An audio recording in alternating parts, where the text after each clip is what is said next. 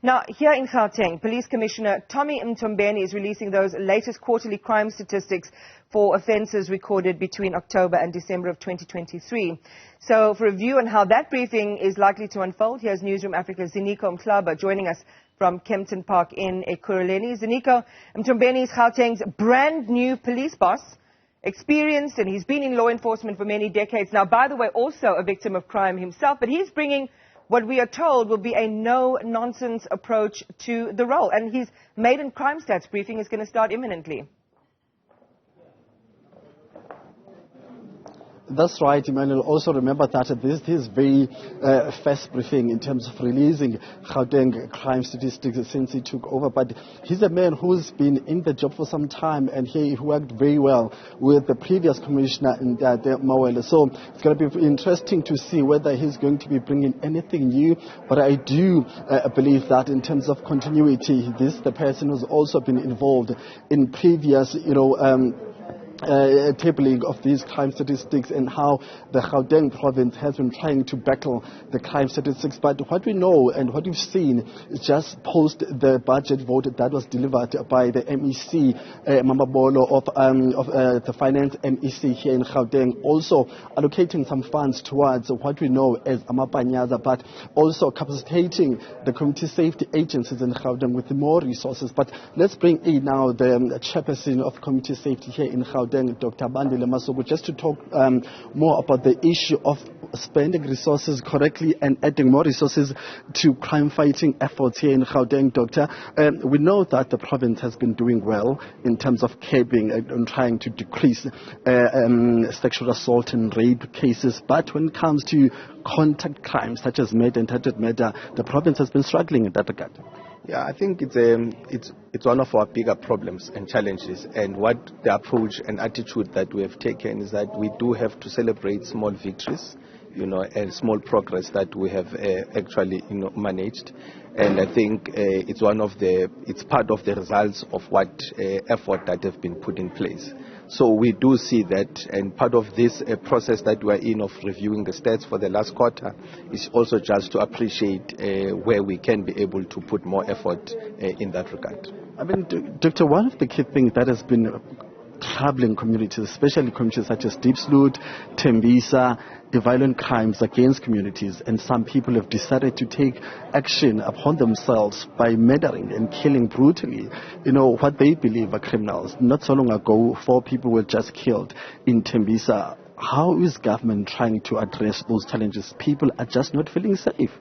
I'm glad that you didn't use the term that has been bandied around, which is said is mob justice, because we as a committee have also maintained that it's not justice that actually prevails in that type of situation. It is criminality and it should be condemned. But one of the things that we have appreciated is also to make sure that we encourage the communities to form part of the legal framework, like your community safety forums, to make sure that they help and assist, the police as part of the force multiplier, as it were. So one of the things is also increasing the visibility, and Amapanyaza have actually helped, the crime prevention wardens have actually helped, in that regard.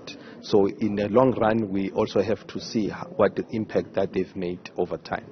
I mean, looking at these continued actions taken by communities in terms of trying to capture people and to some extent discipline them in their own way, doesn't that reflect that the current policing systems are not working?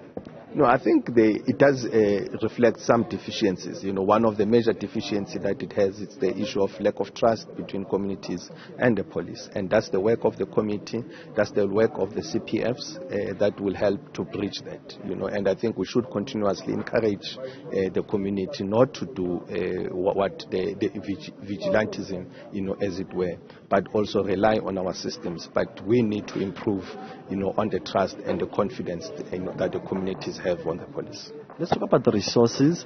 MSC Mamabolo, the finance MSC in Gauteng, has added some funds towards community safety. Do you think that's sufficient, or do you think more can still be done to capacitate police in terms of financial resources so that they can hire more police officers on the ground, but also train such groups such as Amapanyaza as well? So do you think enough has been done as a committee at a strategic level? I think resources will never be enough, particularly as it relates to policing.